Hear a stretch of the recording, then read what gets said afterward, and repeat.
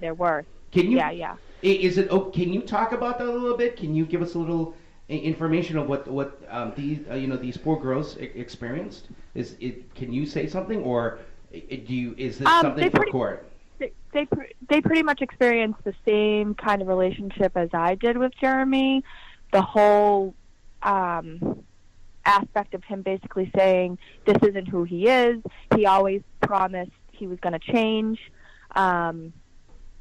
There is a report on file from one of the girls that just actually I talked to her this morning, and she dated Jeremy earlier on when he had first moved home from Arizona, had moved here from Arizona, and she just told me the stories. He would just beat her, dragged her down the street by her hair in the snow while she was barefoot. He broke into her house just like he broke into my apartment, and I don't know if you guys have saw those pictures that I gave to Turtle Boys. The balcony there, he climbed that back balcony and tried to break in. Kara, can't really talk too much about. Kara, please post this on the CommonSense New Hampshire page. We'll more than glad publish those. We want to expose this guy. We want to or expose this monster, as you put it. Everyone in the world needs to know about this jerk. Now, Kara, I got a question. So, Kara, this is Erin, by the way, one of the co-hosts. I'm the boss lady.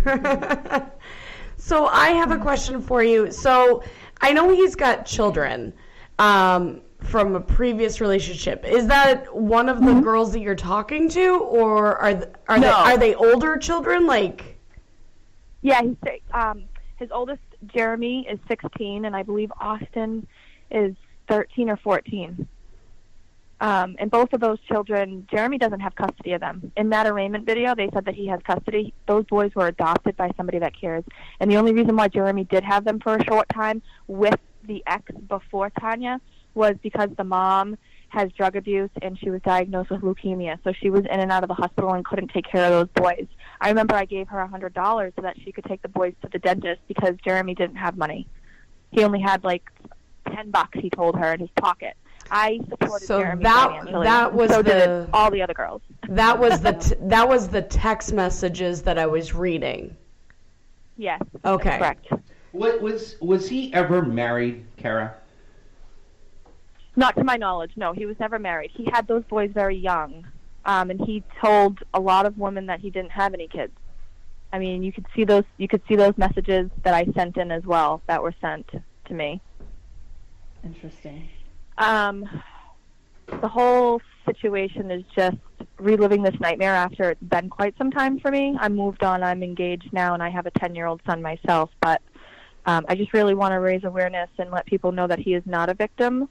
And he went all over media saying he's an innocent boyfriend. If she was never with him that night, she would still be here. If she knew of his past, she may not have dated him. And I think that's clear. Everybody knows that they were out for him. Jeremy is not liked by a lot of people. Yeah, believe me, in the city of Manchester, we see that and we hear that everywhere. So, Kara, you post anything that you want on CommonSense New Hampshire. We'll publish it. We have our weekly show, 2 p.m. If you, anytime that you want to call and you have other news situations with this guy, by all means, give us a call. We're an advocate for you. We wish you the best. Yeah. Thank you for exposing this monster, as you call it. And we wish you the best. We really do. Absolutely. And Kara, before you Thank go, you so much. Oh, you're welcome. This is Kim, and I was able to. I was fortunate to talk to you earlier. I just wanted to say I think what you're doing is amazing. It takes a lot of guts for women to step forward when they've been involved in things like that. So continue the fight, and we're here to help you. Yeah, Kara. I know. Thank you, guys. I know that I have a tribe behind me. I have since I dated him, and that's amazing. My reason for speaking out, because I know the people that are in my corner, and I know that they have my back through all of this. So with it all coming back out and resurfacing in the news, is just, I finally have the voice that I wanted people to hear back in 2016, because Jeremy told everybody I lied and my case got thrown out. Well, guess what? It didn't. And it being International Women's Day on Friday, which was the day of her wake, really send chills down my spine, because my court date with him, when I wrote my witness impact statement, was the day after International Women's Day. So it's just crazy how the universe works, and I'm forever grateful for everybody that has come out and told me how brave and courageous I am. I just want justice for Tanya. That's it. Yep. We I just fully got the support chills. that. Kara, thank you so much for joining us here on the show. Kara, if there's anything we can do for you on our end, please reach out to us. Absolutely. Okay, I definitely will. I appreciate you guys. Thank you so much for calling. Thank you. Thank you. Bye-bye. Bye-bye. That was Kara Colon, who was one of the victims of Jeremy Winslow. Listening to this, we've had so many stories on the show, but something as extreme like this, it gives me chills. I will say, as being a victim of, whether it be verbal, physical, it takes a lot to be able to come out and tell everybody your story, because you have to relive every second of it. And when you think that you're over it, you now have to come back and relive everything that just happened. And it brings, a lot of times you get PTSD from it. You have nightmares that they're going to come back and get you. You just want to shut down and not say anything, because you're afraid of what they're going to do in retaliation, because you've already lived through all of this. You've seen what they can do. And so for, these women to be able to come out, I applaud you. I full strength to you guys, and keep up the fight. Yeah, it's definitely not an easy thing. We're going to take a break, because we just need to take a break. Again, this was very extreme, and there you go. Something exclusive that you heard right here on CommonSense New Hampshire. When we come back, we get some other stories that we're going to share with you. And don't forget, we do have, at the end of the show, we'll always have our turning something negative into a positive. And then we also have other things coming up as well. So stick around. More CommonSense New Hampshire coming up right after this.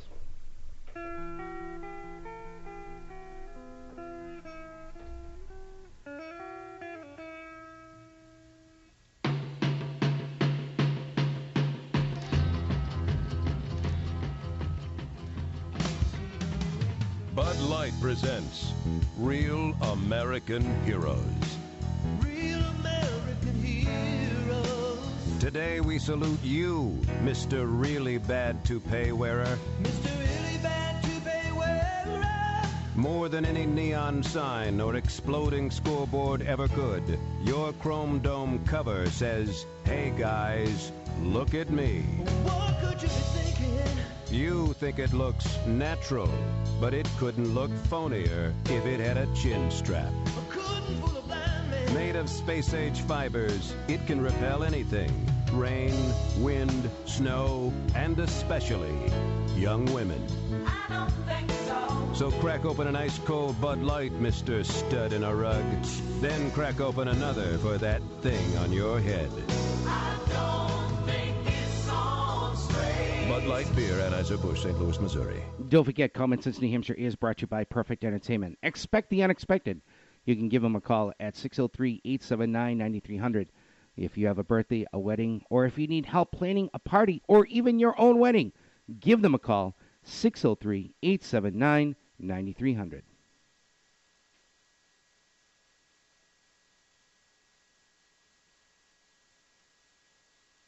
If you're looking for some live music and a little fun, then Perfect Entertainment, Nashua's best for DJs and karaoke selection, is your answer.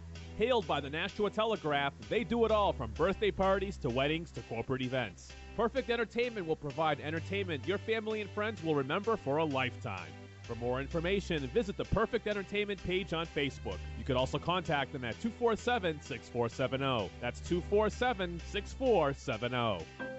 Did you know that more than 3 million people in the U.S. are living with chronic hepatitis C?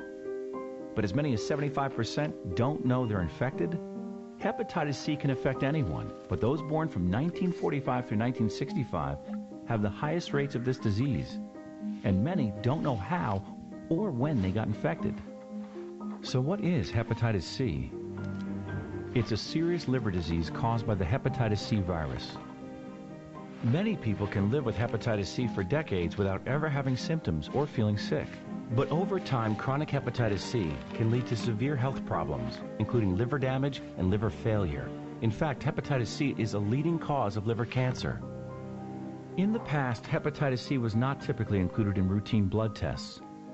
But if you were born from 1945 through 1965, the CDC now recommends that you get a blood test for hepatitis C as part of your standard medical care. Getting tested is the only way to know if you have hepatitis C. So talk to your doctor and find out if you have hepatitis C.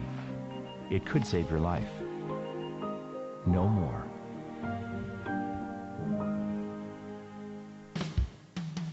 Bud Light presents Real Men of Genius, Hawaiian style. Real men of genius. Today we salute you, Mr. King of the Karaoke Mic. Mr. King of the Karaoke Mic. Armed with your mic, you brazenly take to the stage, refusing to leave until every last person has been lulled into a peaceful slumber. Wake me when it's over. Country, rock, R&B. From your lips, it all sounds the same, like a sick cat trapped under a parked car. That's a flat kitty. Sure, nobody's clapping, but that doesn't mean you can't give them 6 more encores. They're clapping on the inside. So crack open an ice cold Bud Light, oh hero of the high note.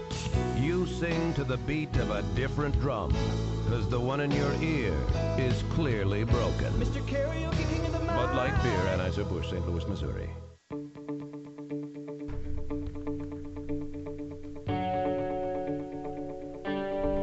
CommonSense New Hampshire. Our phone number is 603-217-5400. You want to join the show? Just give us a call. Aaron D., the boss lady, is here. The voice of CommonSense New Hampshire. Kimber is here as well. Mike is MIA. He's got back problems, whatever that means. He hurt his back. I wonder what he was doing. Take bets and guesses on what he was doing, and that creates. He slept on the couch. Go Kim! Kicked him on the couch. Yes. Probably. And when we took our last break, by the way, again we want to thank Kara Cologne for joining us here on the show. She actually posted on our site, our Facebook site, a GoFundMe page. That was me. Oh, it was you? That was me. Oh, okay. I'm sorry. I thought it was her. And it says, that's the official one. That is the correct one if you want to donate the money. official GoFundMe page for Julian Hall.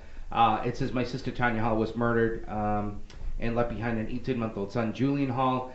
Her surviving family members would like to raise as much money as possible to provide the resources to help raise Julian. Please do not put the resources into Jeremy Winslow's account, as this page goes directly to Julian and his caregivers. We appreciate all the love and support, and the outpour of love is beyond wonderful. She was so loved and very missed. So there you go. Book GoFundMe page right on the CommonSense New Hampshire Facebook page.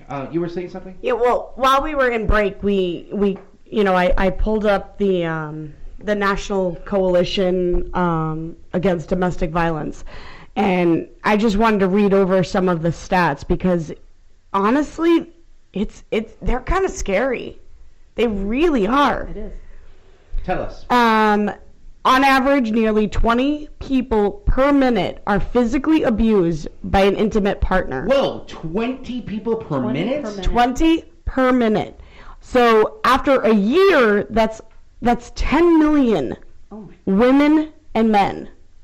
That's a lot. That is an awful lot. And for the lack of awareness for it. I mean, yes, you hear people talk about, but the lack of awareness for the 10 million people affected by domestic violence a year.